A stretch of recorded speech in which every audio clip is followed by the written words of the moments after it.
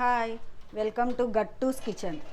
ఈరోజు నేను మీకు సంక్రాంతి స్పెషల్ చెగోడీలు ఎలా చేయాలో చూపిస్తాను. ఇవి చాలా బాగుంటాయి. ప్రతి సంక్రాంతికి కంపల్సరీ చెగోడీలు, అరిసెలు, సకినాలు, బిళ్ళలు, యాపకాయలు ఇవన్నీ చేసుకునేవాళ్ళం. ఇవి ఎంత బాగుంటాయో.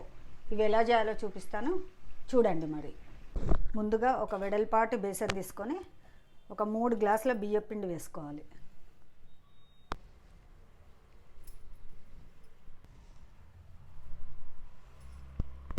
ఒక పావు కప్పు నువ్వులు వేసుకోవాలి. ఒక 2 స్పూన్లు వాము వేసుకోవాలి. వాము చక్కగా నలిపి వేసుకోవాలి. ఇలా వేసుకుంటేనే ఘాటు మంచిగా వస్తుంది. మిర్చి పౌడర్ ఒక 4 స్పూన్లు వేసుకోవాలి. నేను ఉప్పు కారం కలిపింది. ఇది పెద్ద స్పూను, చిన్న స్పూన్ అయితే 5 వరకు వేసుకోవచ్చు. లేదంటే మనం తినే కారాన్ని బట్టి వేసుకోవచ్చు. కొంచెం ఎక్కువ కారం తినేవాళ్ళు ఎక్కువ వేసుకోవాలి, తక్కువ కారం తినేవాళ్ళు తక్కువ వేసుకోవాలి. నేను 4 స్పూన్లు వేసుకున్నాను. ఈ మిశ్రమం అంతా చక్కగా కలుపుకోవాలి. ఇప్పుడు ఇందులో ఒక 3 టీ స్పూన్లు బాగా వేడెక్కిన నూనె వేసుకోవాలి. ఇదంతా పిండిలో చక్కగా కలుపుకోవాలి. ఉప్పు కానీ కారం కానీ మనకు ఎక్కువ తక్కువ ఇప్పుడే చూసుకోవాలి. కొంచెం నోట్లో వేసుకొని మనకు ఏదైనా తక్కువ అనిపిస్తే ఇప్పుడే కలుపుకోవాలి. ఇందులో ఇలా చక్కగా కలుపుకొని దీన్ని పక్కన పెట్టుకోవాలి. ఇప్పుడు ఒక మందపాటి గిన్నె స్టవ్ మీద పెట్టుకొని 3 గ్లాసులు మనం బియ్యం పిండి తీసుకున్నాం కదా, 2.5 గ్లాసులు నీళ్లు తీసుకోవాలి. మనం ముందు బియ్యం పిండి ఏ గ్లాస్తో తీసుకున్నామో దాంతోటే తీసుకోవాలి. ఇందులో ఒక 2 స్పూన్లు బటర్ వేసుకోవాలి. బటర్ కానీ నూనె కానీ ఏదైనా వేసుకోవచ్చు. మూత పెట్టి ఈ నీళ్ళు బాగా మరగనివ్వాలి. పిండిలో ఒక 1.5 స్పూన్ ధనియాలు, జీలకర్ర వేయించిన పొడి వేసుకోవాలి. ఇది కూడా చక్కగా కలుపుకోవాలి.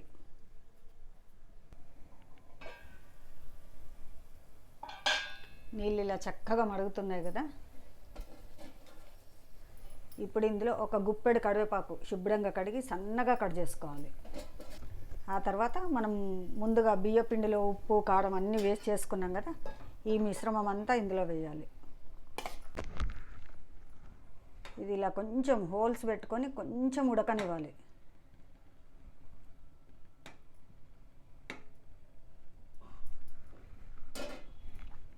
ఇలా పెట్టుకొని ఒక్క 2 నిమిషాలు ఉడకనివ్వాలి.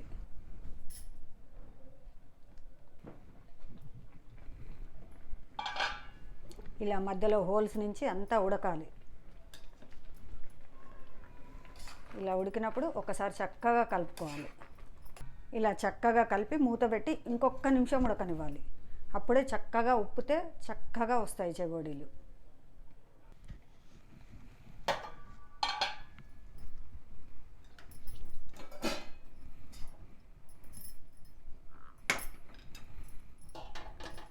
ఇప్పుడు స్టవ్ ఆఫ్ చేసుకోవాలి. స్టవ్ ఆఫ్ చేసుకొని ఒక గడ్డ వెల్లుల్లి బాగా మెత్తగా గ్రైండ్ చేసింది వేసుకోవాలి. 1 స్పూన్ జీలకర్ర వేసుకోవాలి, నలుపుతో వేసుకోవాలి.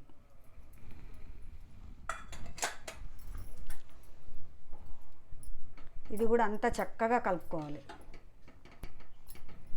ఇలా చక్కగా కలిపి మూత పెట్టేసి ఒక 15 నిమిషాలు ఇలాగే వదిలేయాలి. ఇలా ఒక పావు గంట చల్లబడింది కదా, ఈ ఉప్పుకున్న పిండినంతా ఇందులో వేసుకోవాలి.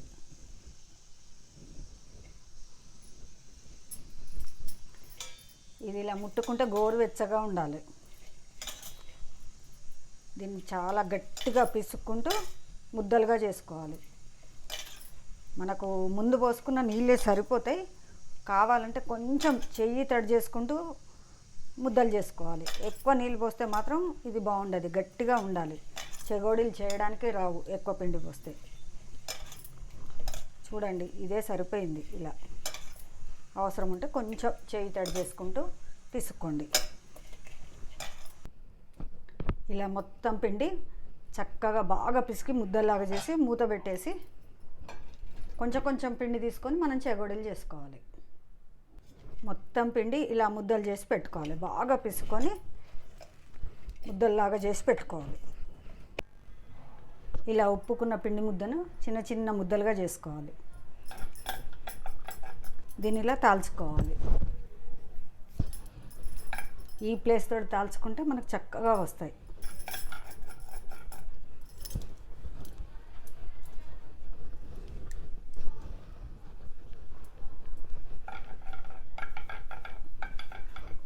మరీ సన్నగా కాకుండా మరీ లావుగా కాకుండా మీడియంగా కాల్చుకోవాలి.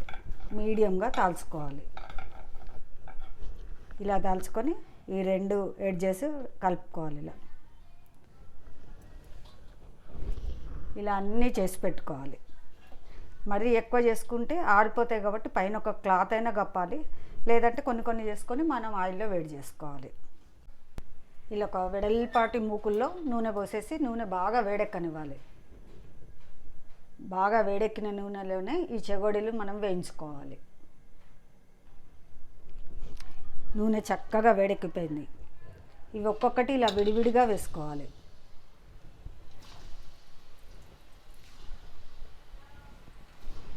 మరీ ఎక్కువ వేసుకోవద్దు, నూనెని బట్టి వేసుకోవాలి.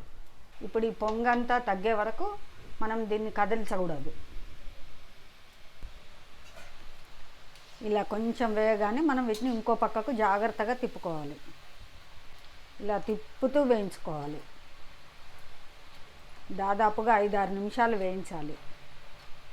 ఎక్కువ మంట మీదనే వేయించాలి, బాగుంటాయి. మనం మంట తగ్గించి వేయిస్తే నూనె పీల్చుకుంటాయి. ఇలా నురగంతా పోయింది కదా, ఇప్పుడు వేగిపోయినాయి. ఇలా కొడితే కూడా మనకు చప్పుడు వస్తుంది కదా. ఇలా అయినాక వీటిని అన్నిటినీ తీసుకోవాలి. ఇలా ఒక చిల్లుల గిన్నెలో వేసుకోవాలి అన్నీ.